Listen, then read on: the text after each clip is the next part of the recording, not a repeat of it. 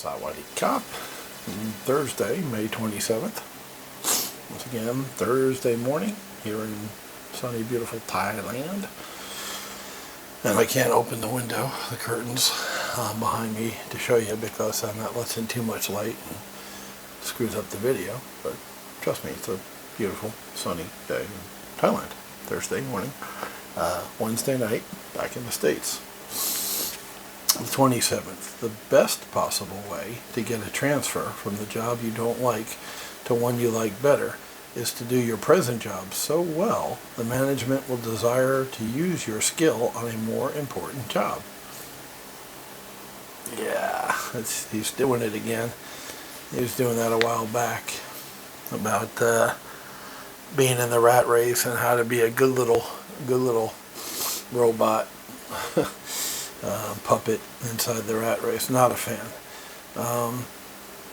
If you're in the rat race, maybe you prefer it. You know, you're not an entrepreneur. You don't want to be an entrepreneur.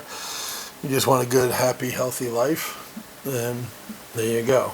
Assuming that you want to be promoted and take on more responsibilities. Assuming you want, theoretically, to make more money, because that usually goes with a promotion, but not always. We're going to break it down for you here. You will achieve far more in your life if you make it a practice to perform first the tasks you like the least. So there you go. Circle back, like Jen Psaki. Circle back. I said that 3 days ago, 5 days ago, something like that, when we were talking about time management and how you want to take the stuff you're not good at, stuff that sucks, stuff that you hate, and knock that out first, get it out of the way. And that's priorities. Remember, you broke into important stuff and not so important and made a list. So the important stuff that you don't like to do is what you tackle first. That's talked about 3, 4, 5 days ago, whenever we talked about time management. So yeah, make it a practice, perform the tasks you like the least first. When you are known as a conscientious worker who welcomes difficult assignments, it is inevitable that you will be given more and more responsibility in the organization. And by doing the hardest jobs first, you can take advantage of your higher energy level at the beginning of the day. I swear to you, I did not read ahead. That's word for word what I said. Do it when you got the oomph. It's just natural. Around, 3 p.m., I think it is, the people start to get that lag.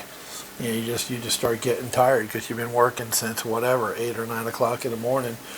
Come 2 o'clock, 3 o'clock, you're dragging. You start to look up at the clock. Is it 5 o'clock yet? Is it 5 o'clock yet? So that's not the time to do shit you don't like to do, or stuff that's hard to do, or boring or repetitive. You'll fall asleep doing it.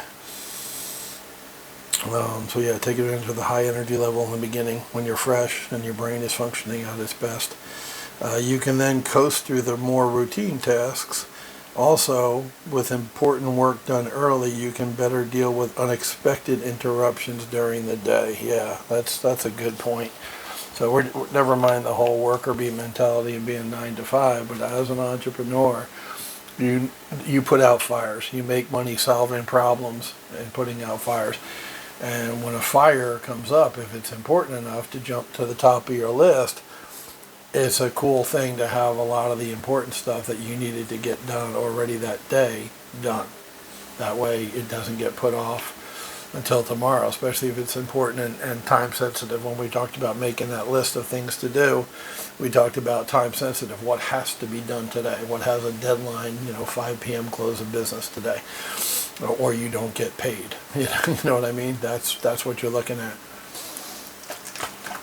So if you do those things right away, as soon as you get to work in the office or wake up, have your coffee, start working from home, knock that stuff out right away, then if something unexpected does come up, which it does frequently, you're stepping on non-time sensitive, less important things that are fast and easy for you to do and you like. So you can get them the next day and knock them out relatively quickly and easily. You've already gotten the nasty task that you hate out of the way. That's a good time management strategy. I like it. Ignore the whole part about getting promoted, because that's really not what the book's about. The book's about time management and using your time more effectively, which is crucial. When you go from a 9 to 5 job to be an entrepreneur, you're your own boss now. You're firing your boss, you become the boss, and you've got to be accountable, and you've got to use techniques like this to help ensure you're successful as an entrepreneur. Because if you just kick back and say, fuck it, I don't need a boss, including myself, you'll be firing yourself and going back to a full-time job pretty soon. So time management is one of those crucial things that you have to learn about and implement when you become a full-time entrepreneur and quit your day job. So once again, useful advices, as my girl Alex used to say, from Mr. Hill.